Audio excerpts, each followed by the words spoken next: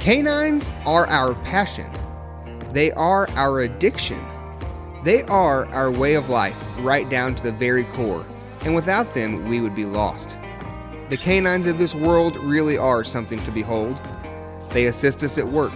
They accompany us at home. And they perform for us in the field. No matter where we go, they are by our side. Canines really are a ride or die, and for that, we are grateful. This podcast will showcase working canines of various breeds and disciplines as we search for those canines and their handlers who are always striving to be the best at what they do. Those who are always grinding. Those who are always pushing the limits. Those who are always dogging. Join us on our adventures as it is sure to be a wild ride. I'm your host, Bryce Matthews. And I'm your co-host, Stephen Basham. And this is Semper Doggin.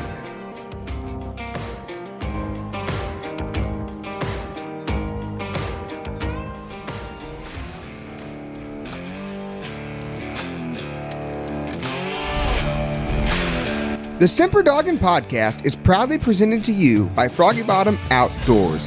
Froggy Bottom Outdoors is the newest outdoor and hunting supply, habitat management, and livestock feed provider in the Midwest.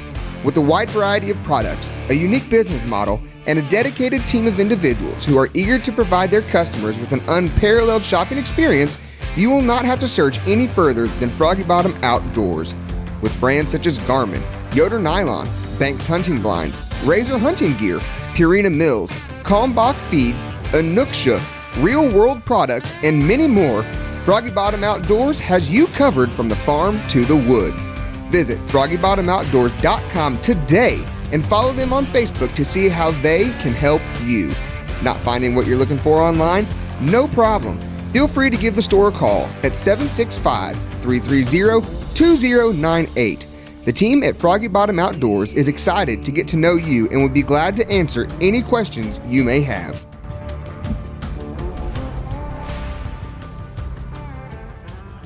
Welcome to another episode of the Semper Doggin podcast. I am here with my brother from another mother, Mr. Stephen Basham. What's up, buddy? What's up, big dog? How you doing? Man, I am about beat. I feel like a whoop dog at the end of Super Stakes who hunted the early round and late round. Yeah, whatever. and didn't I can get tell in. you a few stories about that. Man, I tell you. How's the farm life coming? Dude, it is so freaking busy. I have been literally, that's all I work on outside of work is trying to get this website going. We just put a parking lot in. Today we got the parking lot done. We got the first load of, well, it's not done. We got the first load of number 2s brought in for gravel. And then tomorrow they're bringing in 73s. And we sowed grass seed and straw on the embankment next to the road. So we'll have a full parking lot ready to go here coming up. Mainly, it's a twofold reason. Actually, threefold. So number one, we have too many kids who are getting their licenses right now. And we have nowhere to park cars. Absolutely nowhere. So I needed more parking. Number two, people are parking in the middle of the road almost daily, stopping and taking pictures of the longhorns and the goats and whatever else. Like they just park in the middle of the road and take up the road. So we're going to give them a nice little place to pull off and park.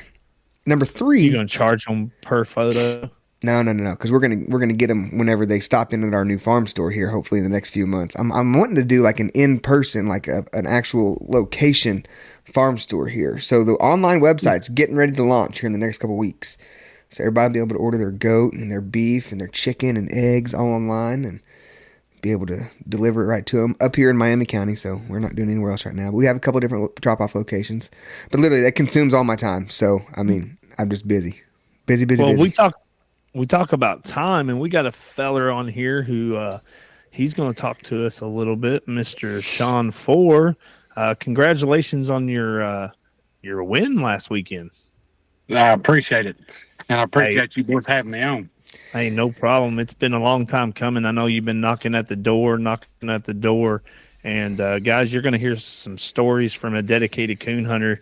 Bryce was talking about how his time is all wrapped up in dealing with the farm, and you're going you're going to hear a couple stories from Shawn about how far he has to go to even hunt. So the dedication that it takes for him to night in and night out, drive that far just to be able to hunt, to get the dog ready, to be able to compete at the highest level. And Shawn's been doing it for a while. He's been, like I said, me and him ran, against each other quite a bit and knocked heads, and usually he's on the winning end of it. But we ain't going that far. Tell us a little bit about yourself, Shawn. Like, when did you get into coon hunting? Whether it be pleasure hunting, also, when did the whole competitive side come out of it? Yeah, I probably, I don't know, 3 and 4 year old. I can remember my papa Johnny. He would take me down by my house all the time, and he'd have to pack me, because we're eat up with copperheads and rattlesnakes and stuff. And I can remember, as long as I can ever remember, him packing me around in an old Jeep, and it just never ended from there.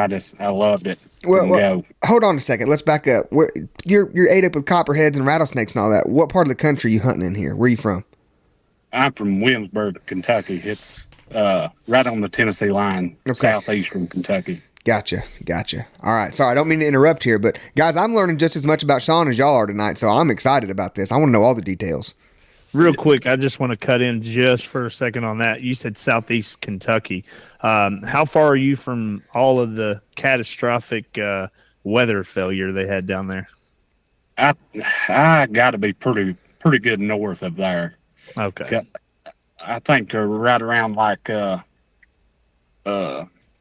Dollywood and stuff. That got hit, and I'm about probably 2 hours north of there. Okay, gotcha. So you guys didn't see none of that? No, we got some of the wind, but nothing like they got. Okay. All right, good to go. But yeah, so your grandpa, all the way from the age 3, 4, was kind of packing you around in a Jeep, and where'd it go from there?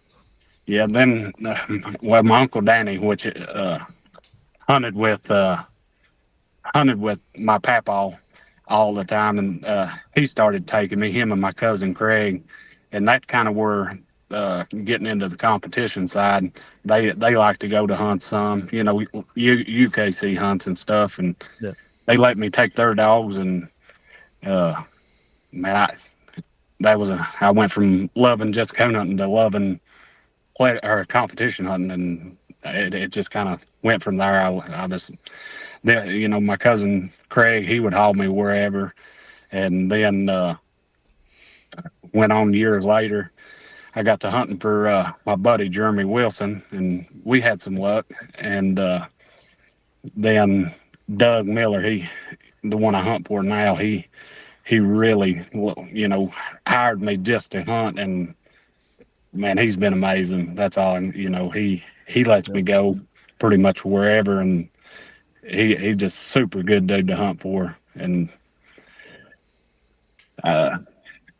he like, we had that hunt that I just won, and they was going to have another one up there in Ohio. Yep. I had one that I had an entry to it, and they didn't end up filling it. Yeah, and like he didn't matter. He was ready to roll. So he's been super good to me. Yeah. So you talk about going all the way back. What was your first coon dog?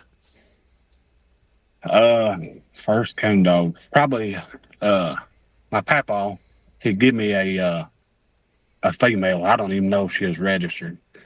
And back then, probably not.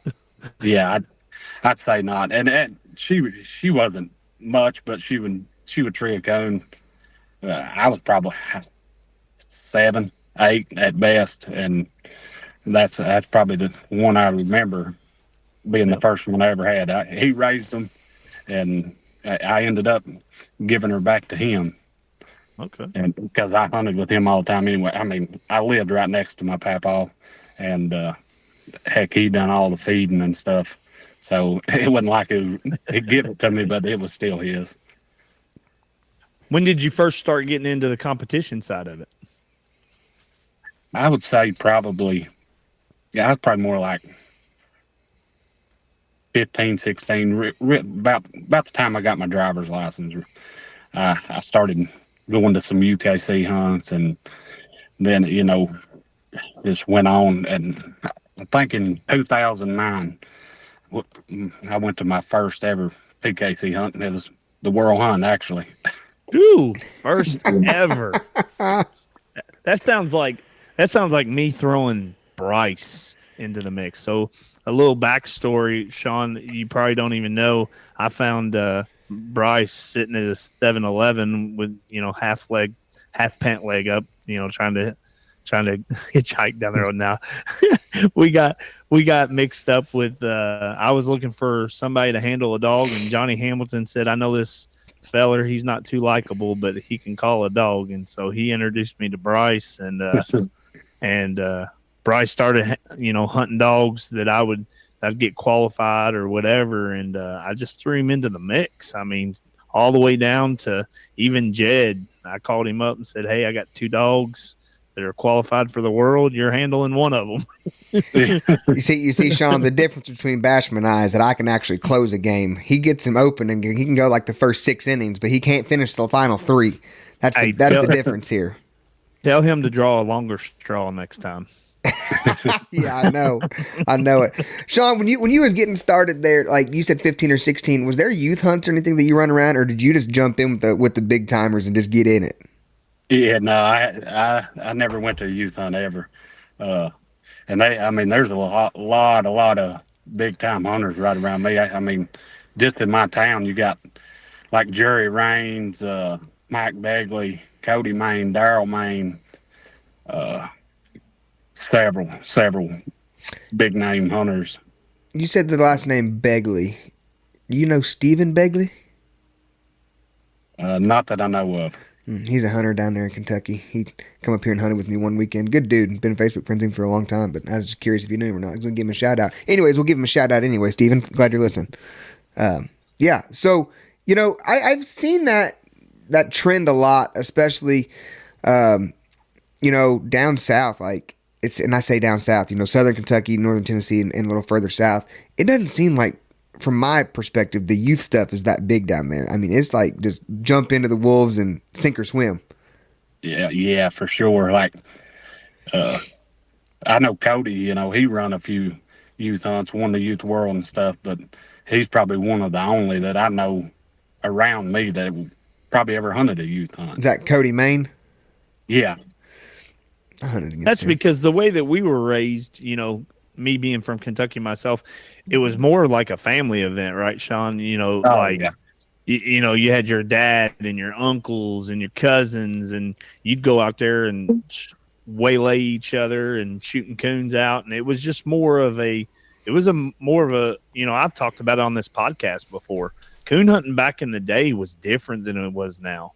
Back in the day, it was camaraderie and it was fun. I mean, we'd go out there in the middle of the winter and build a fire, and we'd take hot dogs and buns with us, and we'd have a good old time. Now you get 2 people that hunt together, and one dog's going one way and another dog's going the other way, and you never see each other until the end of the hunt. Yeah, for sure. I can't even imagine doing that. I seriously cannot imagine taking enough stuff with me and having a dog that took so long to tree a coon that I had time to build a fire and roast a hot dog. I mean, if that sucker ain't getting wooded right here, right now, like, I'm fed up with it already. Yeah, you need to come on down to the house then, because it's still that way at my house. If you tree a coon tonight at my house, you've done something. I mean, that we don't have no coons, and it's straight up and down mountains. I mean, I don't know that I would, and I say this with all sincerity, I think I'd find another hound sport, legitimately. I mean, you're probably down there in bear country, ain't you? Yeah, there's bear here. Yeah, I mean, I'd probably take up bear hunting. I love bear hunting. I love it. But, man, if I had to sit on a mountain and climb up and down that thing to look at a little 13-pound ring-tailed creature, I don't know that I'd do it. That's because you like the camaraderie of it. We've talked about it multiple times with Heath Hyatt. You like the camaraderie of when you bear hunt, you're not bear hunting by yourself. You're bear hunting with 5-6 buddies and a bunch of dogs, and you're communicating, and it's a camaraderie thing. Yeah, you're probably right. That's what you're liking. When me and me and Shawn in our pastime and our, whenever we were kids, that's the way it was, growing up with his Pepaw and his uncle and his cousins, being able to go out there and have a good time. Back then, everything treated together, didn't it? Yeah. Oh yeah, for sure. So go ahead. You talked about how bad it is at your house, and right before we started, right at the beginning of this podcast, I kind of dove in a little bit to the dedication that it takes for somebody like yourself, where you live at, to be able to hunt. And what kind of time frame we talking as far as how far you drive, how long you hunt, and what time you get back home? Yeah. Well, from whenever it's summertime, you can't hunt at my house really, because we're eat up with rattlesnakes and copperheads. So I drive to my Jake Glover's house. It's an hour and a half, hour and 45 minutes, and I drive it 5-6 nights a week anyway. And I usually try to be done over there by 3. So I'm usually rolling back into my house about 6. Oh my God. Good grief. Now, I heard Jake ain't allowed to go to no more hunts. Well, I told him there after that hunt, I took my buddy Scott Hayes. He hunts with me a lot too, rides over here with me, and his little boy Levi. That was the first hunt he had ever been to, and we won it. I said, well, you're going to every one of them from now on. I mean, said, how about an introduction? That kid's going to go to a $35 hunt one day and get a check for $72 and be like, what the heck? This is all he get out? No kidding.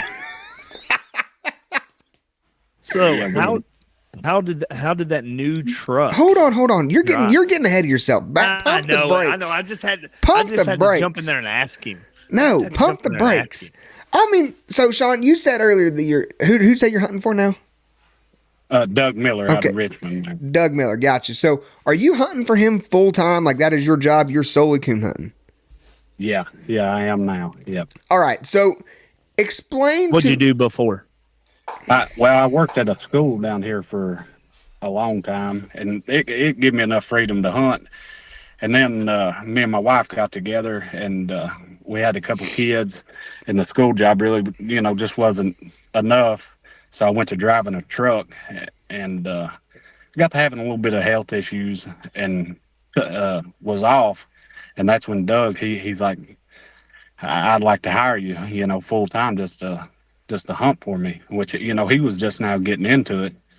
And I was like, yeah, let's try it. And I guess it's probably been about a year and a half now, and been hunting for him full time. So explain to the listeners like how this works. And I know that, you're one of several people who hunt full time for a living. Like that is your job.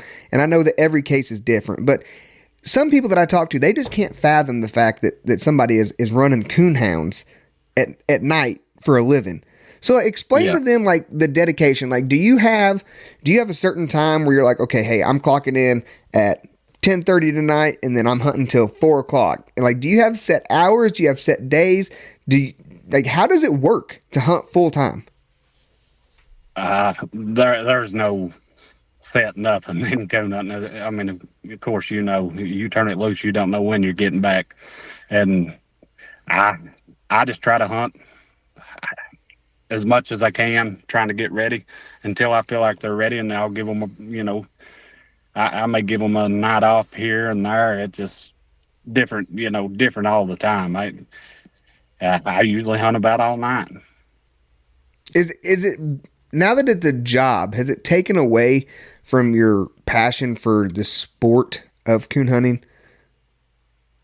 It ain't me none. No, I love it. I love the coon hunt. I always have. I mean, you can ask anybody in my town, if there wasn't a coon hunt tomorrow, I'd be coon hunting. Right. I mean, and be hunting like this if I could. If the Lord would let me, and I could afford it, I would hunt just the same.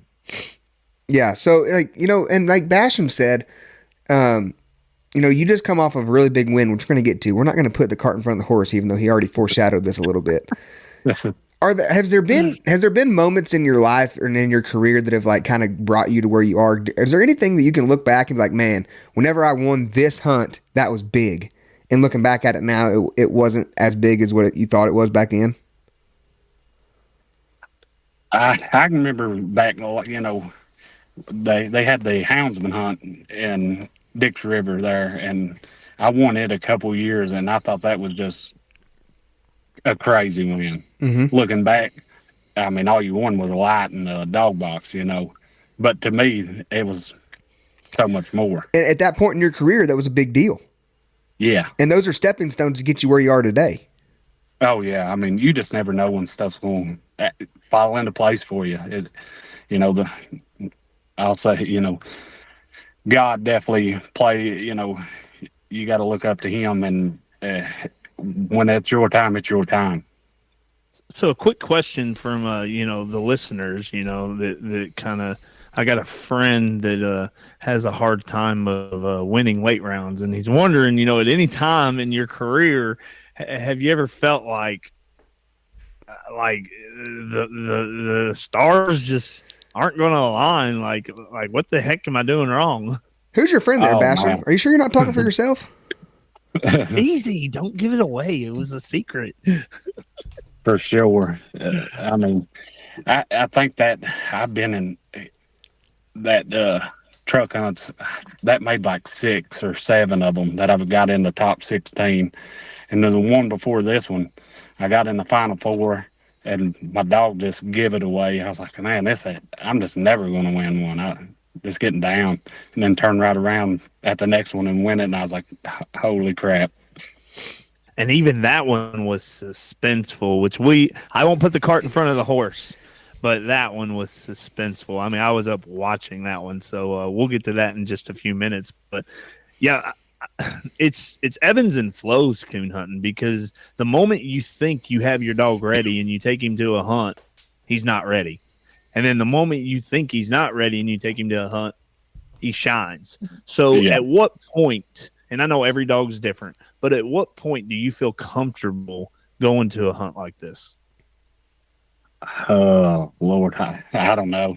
I don't know if you ever are, because, I mean, I hunt all the time. And the thing about it is, Rocky had been hurt. He had hurt his leg, and he'd been out for 3 months. And I didn't even hunt him, none, for 3 months. Jerked him out. I took him to the Super Stakes, doubled him up, and got beat. And then I hunted him once or twice more and took him to that truck hunt. So he was in no shape at all, and it just fell into place. Well, congratulations on getting a late round win at Super Stakes. We're glad that somebody on this podcast can make it in. says the guy that don't even hunt it. Hey, I've made he it. Don't even show up. I've got in the Super Stakes twice in the spring. I just don't go to the fall. And guess how many times I've entered it in the spring? Twice. Batting 1,000. Yeah. Mm-hmm. All right, so Shawn, let's go ahead and dive into it a little bit. Let's talk about, you just said that the preparation, getting ready for this hunt, was pretty well non-existent, right? Not like what I would have wanted to be, for sure. Okay, so that's what I want to lead into here. If you could paint the picture, what's that song? Paint Me a Birmingham. If you could paint me a coon hunt, how would it look leading up to a big hunt like this? You have an entry to a truck hunt. Lawrence. Yeah, you've got an entry to a coon hunt, and you're going to paint the perfect scenario. What does it look like for you to get ready for that hunt? Man, I hunt, like I said, I hunt about every night, and I like to keep one in really good shape. So that's for sure. I want them to be in tip-top shape. Are you looking for like a percentage? Like, okay, my dog's clicking right now. He's 9 for the last 10. Like he's ready, and I'm going to give him a night or 2 off. That way he's recouped and ready to go, just like an athlete. I mean, is that kind of what you're looking for, or are you just going to keep hunting consistent, and just go for it? I like to make sure he's consistent, and I want that's one strong point about Rocky. He is really good about having his cones. So I mean, even if you lay him up, when you pull him out, he's gonna have his cones. So just knock the edge off of him, really. What's he And out then of? I like. Give us a little bit about his pedigree. Sorry, I didn't mean to interrupt you there. I apologize. It had a lag Oh in the no, communication there. he's off of a dog called Greasy Creek Cuz, and a Reason female. Which the Cuz dog is off. He's a litter mate to Lefty and Ranger and that whole line there. My buddy Jake, that I go hunting with all the time, he raised them, and he's the one started all of them. Gotcha. Basham, you got anything to chime in on that? You know anything about that lineage? Oh yeah, I mean, obviously Ranger and Lefty, they speak for themselves and what they've won, and then obviously you go down to the bottom side of it. I mean, there's so many winners that you can name off of all them dogs. You said it's off a reason, right? Yeah, Is that Reason my female, only yeah. reason? Yeah. Yeah, That dog produced a lot of good ones. Yep. yeah. Sure did. I always heard they were a bit touchy. Those dogs off reason. I don't know. I don't have any personal experience, but that's what I've been told. So tell us a little bit. Tell us a little bit about him. Like, what kind of dog is he? Is he, is he, every dog's got their strong points and their weak points. Is he more of a track dog, or is he more of a run through the woods and ambush one? I mean, what kind of dog is he? Uh, he's a little of all. I mean, he really he can take tracks as it comes to him, or if they ain't moving, he'll fly in there and get you one. I mean, he typically stays alone.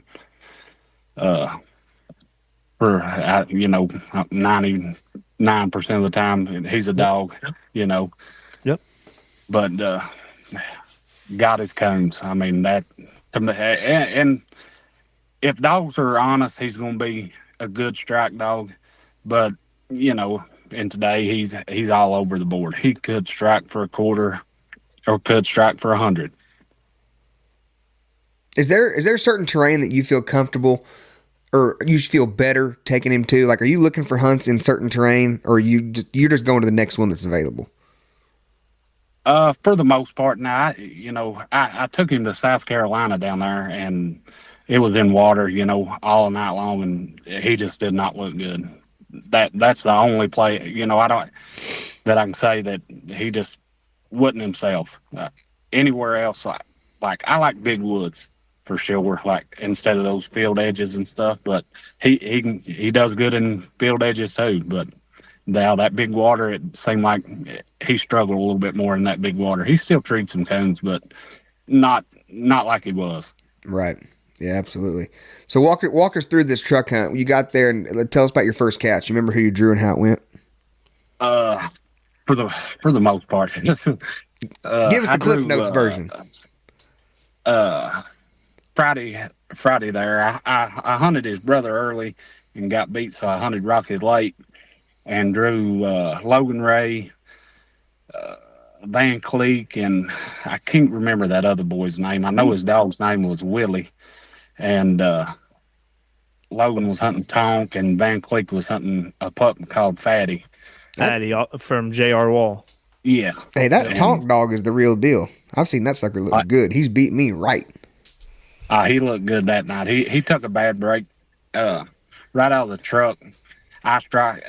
It was after the minute. I strike for 100. Tonk strikes for 75. They're different directions. The Willie dog strikes for 50, and the Fatty dog strikes for a quarter. Well, Tonk and the Willie dog fly right over here right-handed and come treed, and I really don't know what happened. Tonk trees for 125 and Willie trees for 75, and they just up and leave it. So that gave me a big break there, and I come treed. We go to me. I got a cone, and Ooh, you're sitting really good. yeah, and I think Tonk ends up coming treed. He's got a cone, so that puts him, back in it. And then Tonk trees another cone, and we go to. I think we had to go to Fatty, and I can't remember. Might have had a coon. I can't remember, and I'm still just at large, and then Fatty. You're nervous at this point because You're struck back in for a quarter. Yeah. And even though Tonk took a chunk, Tonk's treed 2 now, so he's back in the lead. Yeah, and then Fatty comes treat again, and mine's over pretty close to him, and I don't know. Fatty ends up leaving, and then mine comes treed, and I tree him, and we go around there, and he's got a coon, and I was like,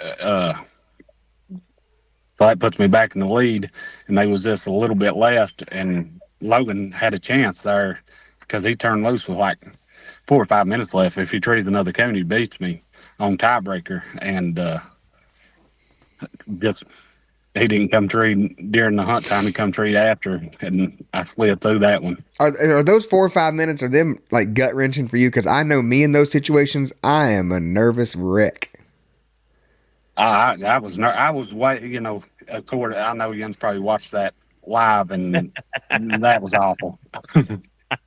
I didn't get a chance to watch it, but it was bad.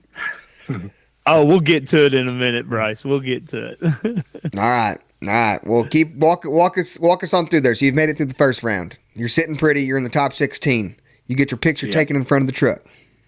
Yeah, and I draw in the next round. I draw Weed, Hunting Jack. I'm trying to think who I was. Guy Roberts hunting a tax dog, and Snooky's Cookie with Shane Groves. That's stiff right there. Oof. We all know what Cookie's capable of. Kai Roberts can win with the gosh darn Yorkie, and we all know Dustin Weed.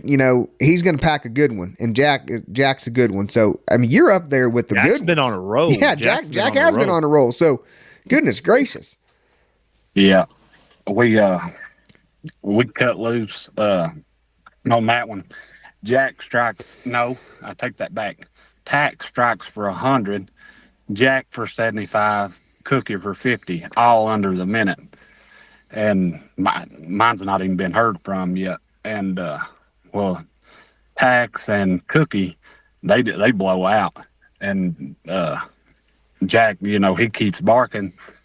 And the Cookie female and Tax end up getting minus because they struck under the minute. Who was the judge? And, Levi Stevenson. Yeah. Put the pin to him. That don't happen very often. No, and the weather may have played a factor. I don't know, because it was raining and stuff, and them dogs just got out of there. And I get 75 strike. And hey, that's a break. That's a break. Oh, you ain't kidding. But I guess it wouldn't have really ever mattered, but it did at that point, because mine comes treed right there where I strike him, and I find a coon in a den, and there's a break. That's the only coon we've seen in the whole cast. Oh my! So you're already starting to see that the stars are starting to move into formation, and the moon's lining up perfect with the stars, and they're rolling out the red carpet for Shawn. At this point in time, when this is happening, does it feel like, hey, this might be my time? Well, not to me, but my little buddy that went with me, he's like, you've won this truck. And his dad called. He said, that's your truck. And I was like, man, I sure hope you're right. That's all I could say. So, that's so wild. Are you hunting 90-minute casts at this point, or 2 hours?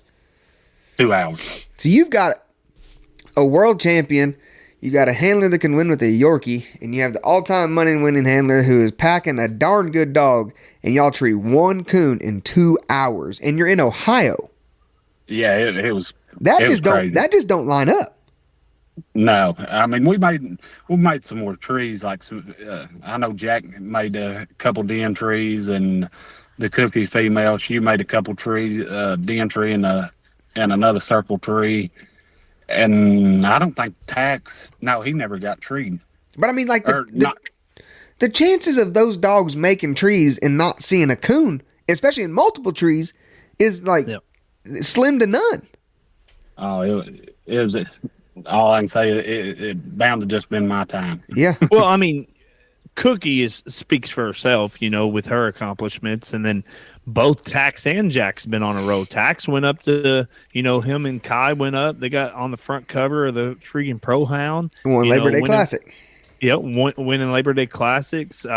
Weed's been on a roll with Jack. They won first place 2 out of the 3 nights over at the Junction. Oh, they picked up like 34,000 in 2 nights. 34,000 in 2 nights. So I mean, I know when you got the draw, you looked at it and was like, "Are you kidding me?" Oh, for sure. I said this is going to be a tough one because ain't none of them 3 easy draws.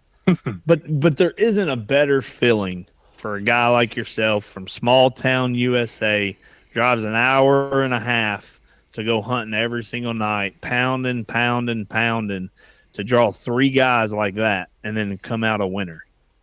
Oh yeah, it was something else. All right, so we're in the final 4. Here we go. Let's no. You better slow your roll, buddy. I got questions. Okay, I got questions. All right, Shawn. So you won, or made it through the top 16. You're in the final 4. Does it play on you? Does it play mind games when you're trying to go to sleep that night? You're like, daggone, like I'm actually here. See, that's how much he knows. That's how much he knows. You don't go back to sleep. I do. You roll. Basham, have you ever met me? No, you can't. I'm over here yawning on camera on this daggone interview because I'm about to fall asleep right now. And it's 9 o'clock. At this point in time, you would not be sleeping. I got a question. I got a question for you. Friday night of the UKC World, when you drew that short straw, did you go to sleep in between the 2 rounds? Yes, absolutely. You did not, you liar. Yes, I did. All right, Shawn, I'm sorry that he hijacked that. So did it play on your nerves? Like, did it bother you any? Like, were you nervous leading up to that day? How does the preceding time up to this hunt look like for you? Oh yeah, I was nervous. I mean, I usually don't get too nervous. I wasn't nervous in the top 16, but once I won that cast, your nerves, they definitely start playing a factor. So driving back to the club, knowing that you're a winner, knowing that in an hour time frame you're going to be right back into the woods hunting for a truck. Oh, okay. Gosh darn it. I have to, right here on public, national, everything radio podcast, I have to apologize. Dude, this is how tired I am. This is how much I've been working lately. I forgot that was in the same night. It's in the early round. I just got back from the UKC World, and what I was thinking was, the final 4, the final 3 hunt the next day. Man, y'all see what I deal with day in and Look, day I out. have to apologize. I'm human. I mean, but dude, I'm telling you, yeah. So I apologize, Shawn, because like I was sitting there thinking it was just like the UKC where you go to the top 16, go to the top 9, and then you have a day off or at night, and then the next day you hunt your finals. But I stand corrected, folks. Take it right here. You heard it first on the Semper Doggin podcast. Bryce Matthews is wrong. So okay, so you got to go right into a late round. So you're okay. Everything I said beforehand, we just need to edit this out, but we're not going to because it's Semper Doggin.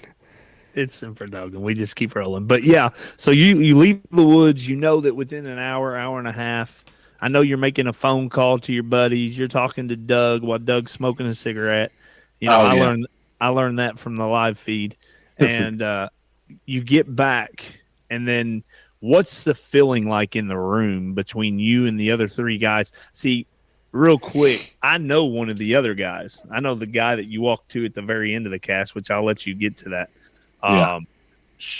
Great dude, John Holland. Great dude. He comes up and hunts with me a little bit here and there.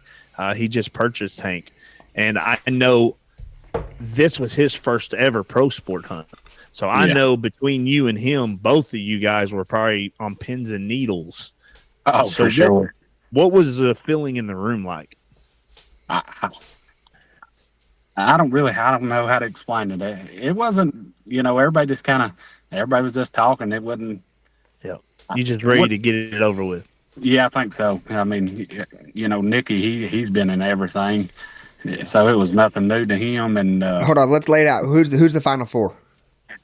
it's Nicky Hale with Downtime, Jonathan with Hank, and Oh, Colton Dunlap with that Max female. Okay.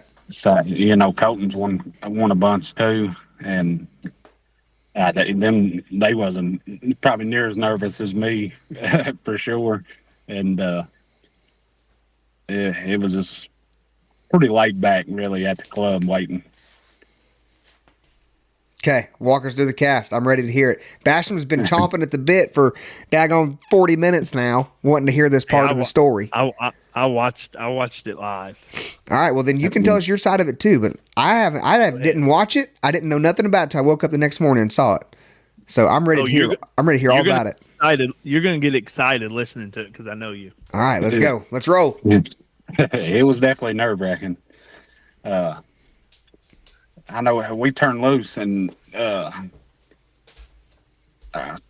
Down goes out through there, or Time, I think. Yeah, that's what he calls him. He's a barker. He goes out through there barking, and mine right before the minute's up, mine makes one big ball. I thought, man, I should have struck him. Man, I didn't. And as quick as mine quit his one or two barks there, Nicky strikes. I thought, well, and then it's like probably a minute before mine barks again, and I get struck for 75. The Max female gets struck for 50, and Hank gets struck for a quarter.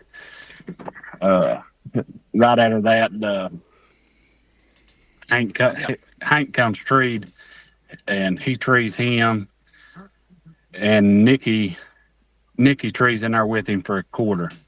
Well, as we're walking in there to them, mine was treed, but I went ahead and treed him way left-handed, or left-handed to them, and then Colton trees his kind of in the same direction as Time and Hank, but she's split off to the right. So we go in there to them. It takes them forever. I didn't think they'd find the coon in that first tree.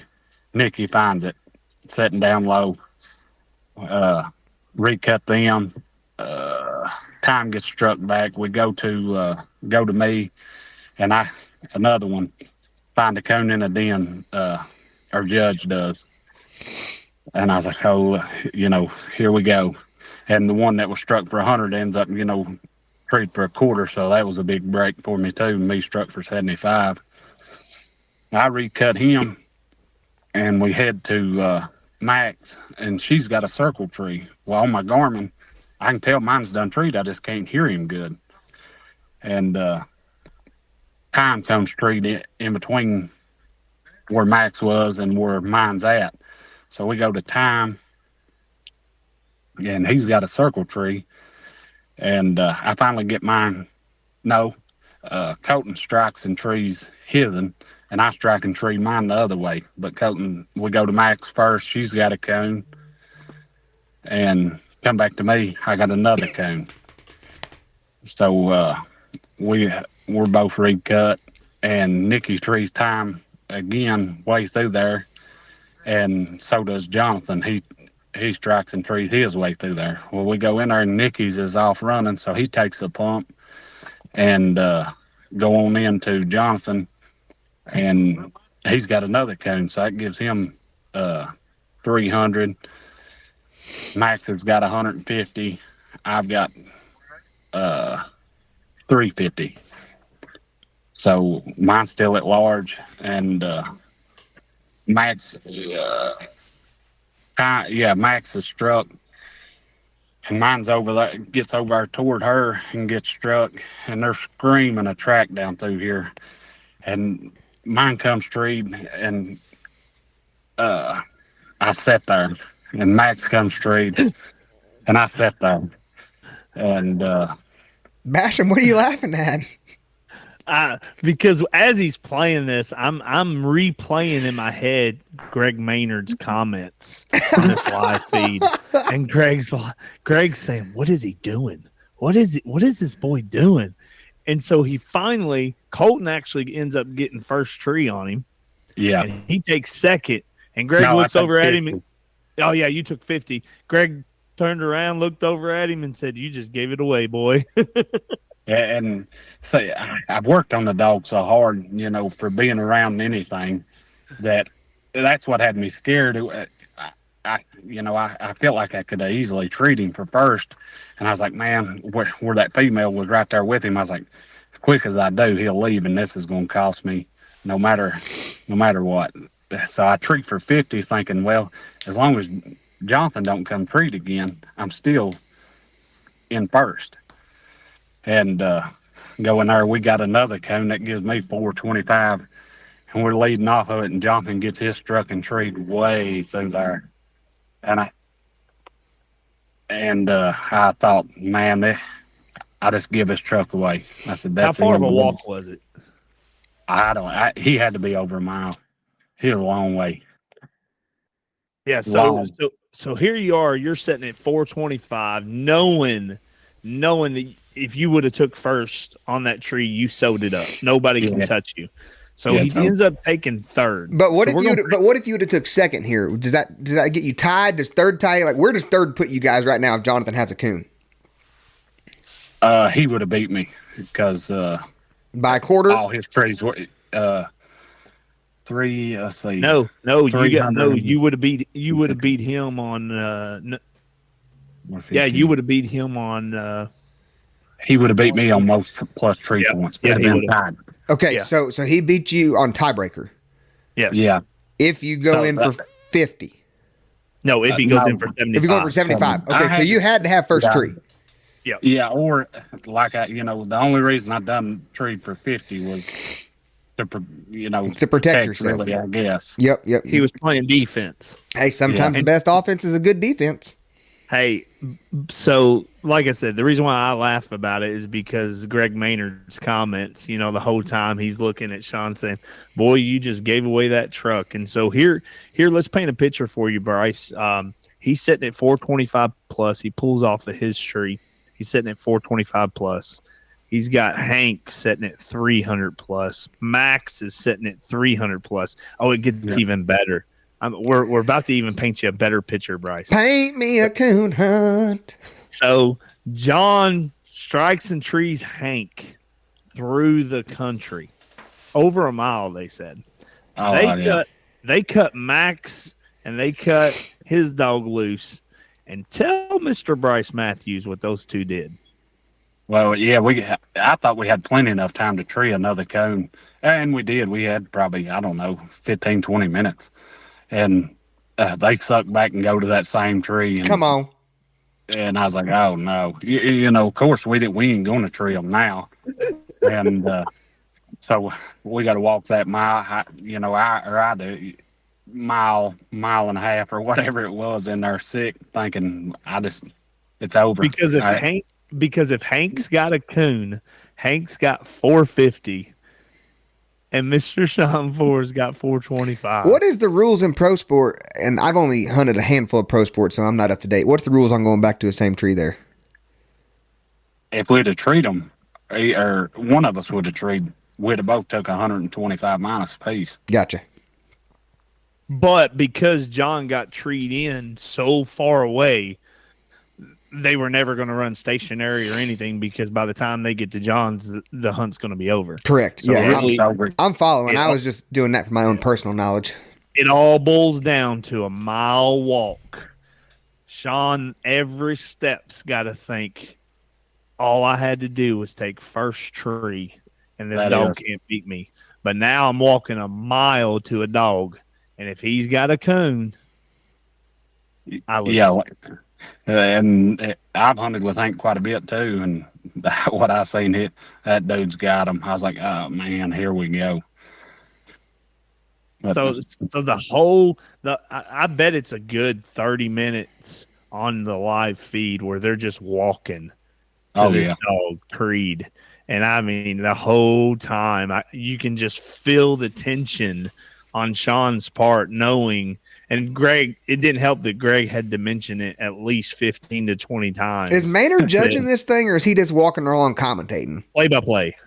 Okay, so I who's think judging? he would have been just play by play panel stuff. Who's judging? Kenny Hunt. Okay. All right, so Yeah. so you're walking, and you're a nervous wreck. Yeah. He said, Yeah, we finally get in there, and first thing, you walk up this little bank right to him, and there sits a possum just sitting down low.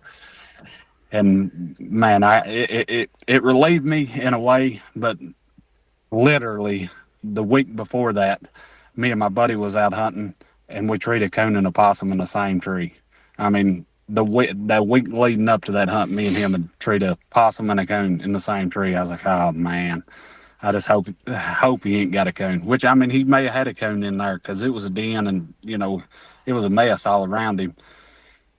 But we looked and looked, and then at one point the guide, I think, he found something, a dark spot sitting in the top of this other tree, And his heart sunk. Oh man, I was like, oh no, here it is. But I got over and I looked too, and you could easily tell it was part of the tree. And I was like, phew, there we go. And at that time there was just like a minute left, so I finally started getting a little relief and heard that watch go off, and I'd wanted it was amazing. What's that feeling like that comes over you when you hear that timer just start beeping? Oh man, it was just all kinds of emotion for me because that's every coon hunter's life. That hunted hunts. That's a lifelong dream to win something big, and I finally done it. You did it, man. You're there. A truck winner. What kind of truck did you win? One of those Colorado Trail Boss. All right, 2025 Colorado Trail Boss, huh?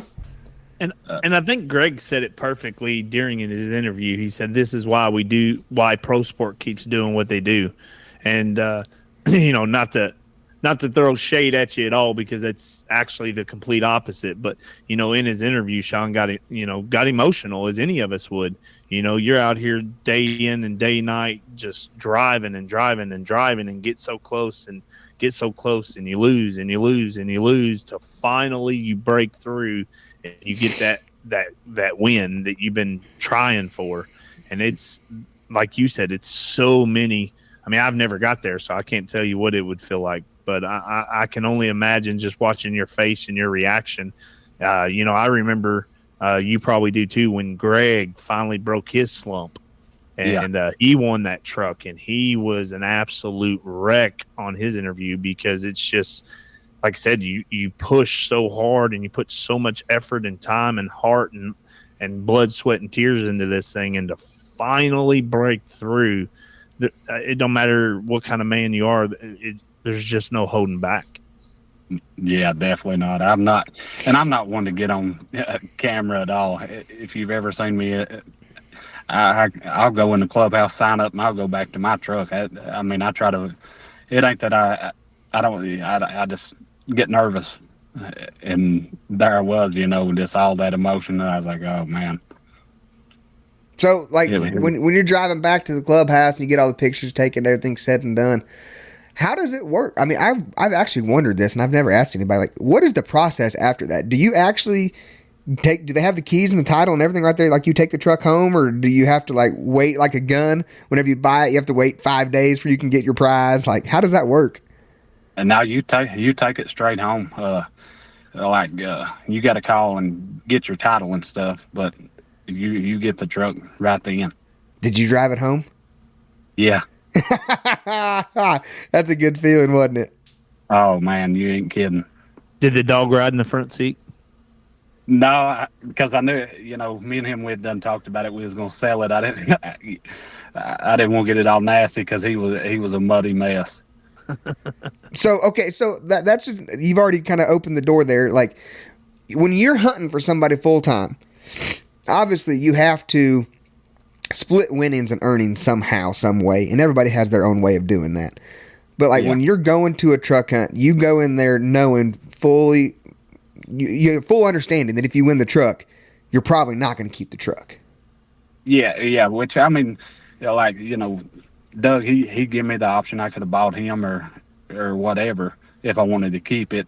But me, I've always been a poor guy. I want the money. So I got a decent truck, so just made more sense to sell it. And Doug's got a nice truck. Yeah. And so he didn't need it. I got you. I was just curious. I was like, it's so cool to say you're a truck winner, but I want to know how many times the guys actually keep the trucks. Very few, actually. I know it's not very many.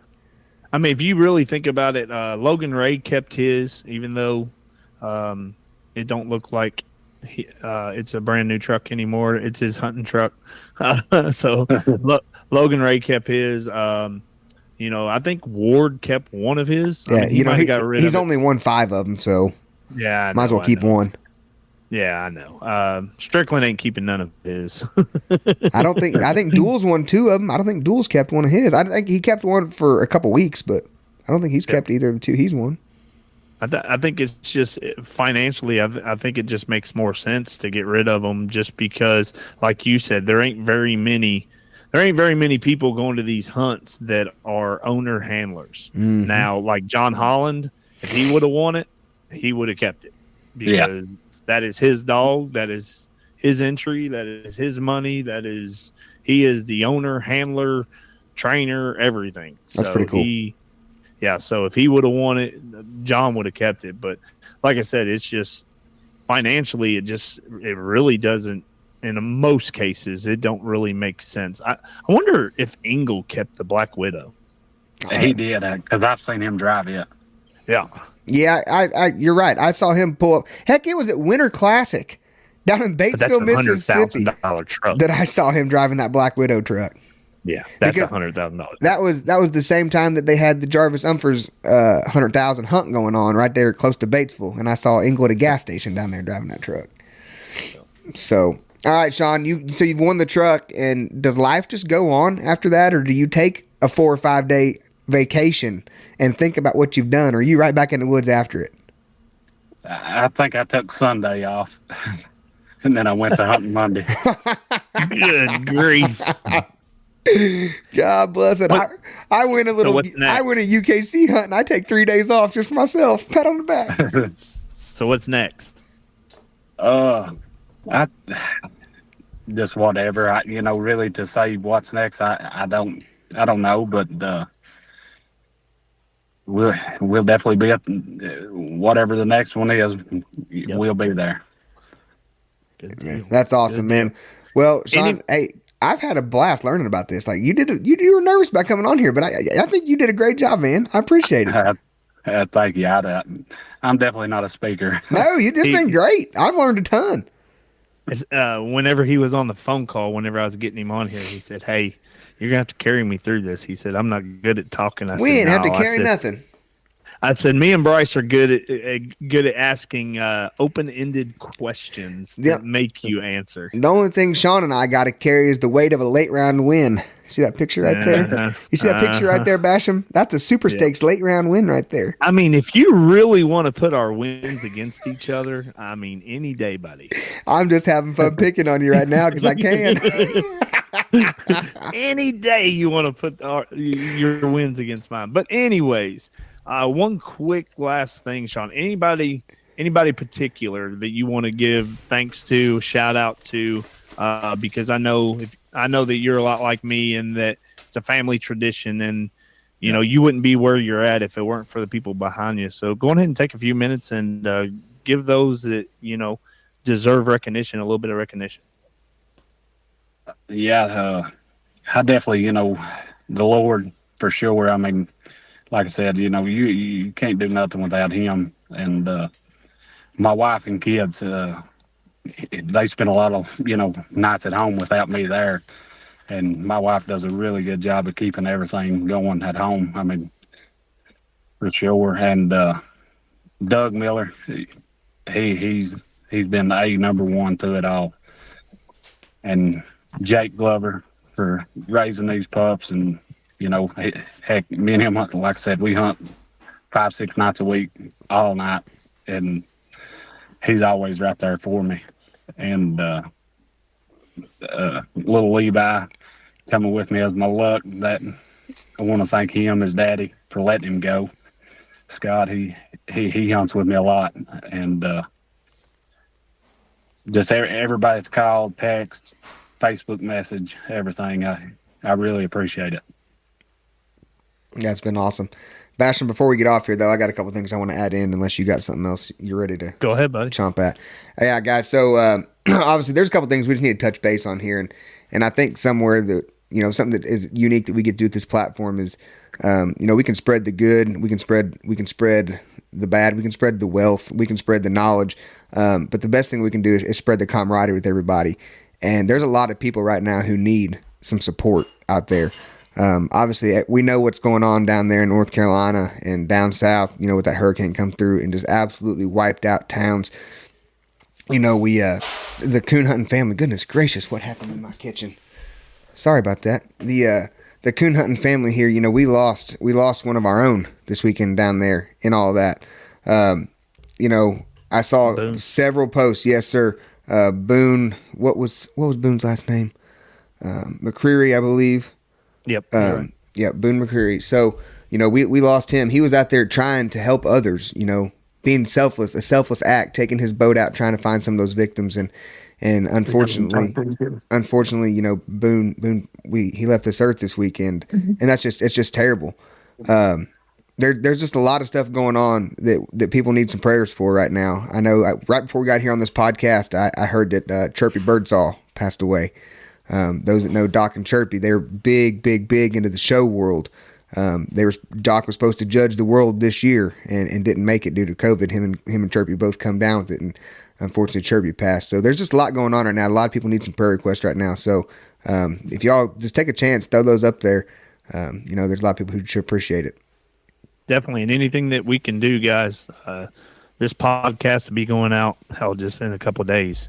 And so anything that Semper Doggin can do, I know that me and Bryce, anything that we can do to help anybody down there, just hit us up on Facebook or hit us up on Messenger. Or if you got our numbers, just hit us up and let us know if there's any way, shape, or form that we can help. We'd love to help out. And if, like I said, guys, just keep them up in your prayers. I can't even imagine. I think everybody's seen the videos and stuff. And a big shout out to Keith, your brother-in-law, dealing with what they're dealing with down there. So just hearts, prayers, thoughts, just everything for those guys down there. And man, them pictures and stuff. Keith sent me some videos. It's just wild. They live right there on the side of the mountain, and like every tree on their mountain is uprooted and laid over. Yep. I mean, you can see the whole next range. Like, it said it took them 10.5 hours to clear like a quarter mile down their road with the chainsaw just to get to the stop sign. Like, it's just, it's wild. They got no service. I actually texted him today, just to check on them, see how they're doing. And I still don't think they got no phone service. The only time they get it's whenever they go into a major city, which is a long ways away because all the roads are torn up. So just got to keep all them in our prayers. Big thoughts and prayers. So absolutely. Well, Shawn, thank you so much for joining us here on the Semper Doggin podcast, buddy. We sure appreciate you joining us and taking time out of your evening. I know you're getting ready to go hunting. Basham's got dogs already loaded. I guess I'll get my butt out of this chair and put some clothes on, and I'm going to go myself. But it's gonna be fun, Shawn. I look forward to seeing how you do in these next hunts, buddy. We'll be rooting on for you, and I always feel like I get a new friend at the end of these podcasts whenever I meet somebody I didn't know. So that's exciting for me. Yes, sir. I appreciate y'all for having me. Hey, no problem. Thank you. Thank you for getting on here and telling your story, bud. Congratulations on your win, and good luck on your next one. Thank you. All right, Basham, I'm good if you're good. We're good, buddy. Till next time. All right, guys, join us on them Doggin Tuesdays. Those are getting hot and heavy now. They're getting fun. We got a lot of people that join us over on the Semper Doggin podcast Facebook group. They're interacting, commenting, going back and forth. The Doggin Tuesdays are fun. This next one, no. Hold on, what do you got? I think I recall about a month ago, I got a certain phone call from a certain individual that said, "Man, I just don't know if Doggin Tuesdays are really worth it." the hard part for me is Doggin Tuesdays are obviously on Tuesdays, and that's when my boys have football games. Like, it's hard for me to get home. So this next Tuesday is going to be one of them deals as well. Their game's like an hour away, so I'll be struggling to make it home on time. But I'm going to be there one way or the other. So just admit you were wrong. I already did that once this podcast. I ain't doing it twice. All right. Well, we're done, guys. We're signing off here. Thanks for joining us on the Semper Doggin podcast. Make sure to join us over there on the Semper Doggin podcast Facebook group. We have a lot of fun over there. We sure appreciate you guys hanging out with two guys who like to have fun. We like to share the camaraderie, and we always bring somebody in here with us and like to tell their story too. So if you guys have anybody that you'd like to hear on the podcast, let us know. We'd like to reach out to them. I know the coon hunting world is swamped. This is probably the second podcast that Shawn's already been on for his truck hunting win, even though we were the first ones to reach out to him. I'll have you know, Mason Bush, we're just having a little fun with you, buddy. He got to Shawn before we did. So, the coon hunting world is swamped. People love the competition, but we want to talk to some of you guys who maybe just some pleasure hunters, bear hunters, coyote guys. We've had people on here for the agility and the fly ball. We've had all kinds of people on here, but if there's anybody that you guys want to hear, let us know. We'll try to get in contact with them and give the listeners what they want. So, with that being said, we're signing off in 3, 2, 1. See you guys. Peace.